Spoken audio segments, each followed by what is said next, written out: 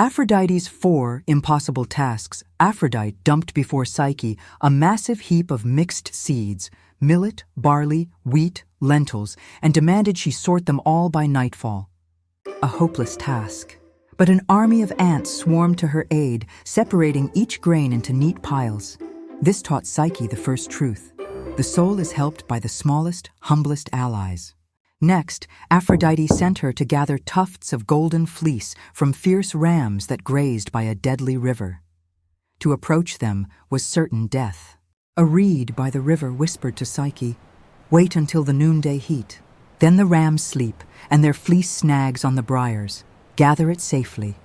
She obeyed and returned alive. Here Psyche learned discernment and timing. Aphrodite then demanded she fetch a vial of black water from the river Styx itself, the terrible boundary of the underworld. She climbed a high cliff where the waters surged, impossible to reach.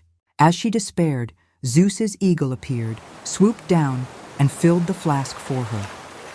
Psyche learned that divine help comes when courage holds. The final task, go to Persephone, queen of the dead, and fetch a box of her beauty ointment. Psyche descended, guided by unseen helpers who told her how to appease the dead and avoid distractions. Persephone gave her the box willingly. On her way back, however, Psyche's human weakness struck. She thought, if I take just a little of this beauty, perhaps Eros will love me again. Opening the box, she found only Stygian sleep, which overwhelmed her into death-like slumber. Eros, now healed from the lamp's burn, could no longer bear her suffering. He flew to her, wiped away the sleep with his arrow's point, and revived her. Then he carried Psyche to Olympus itself. There, before the gods, Eros pleaded her case. Zeus himself granted her immortality, giving her ambrosia to drink. Aphrodite, seeing the will of Zeus, relented at last. Psyche was declared a goddess, her name meaning soul now eternal.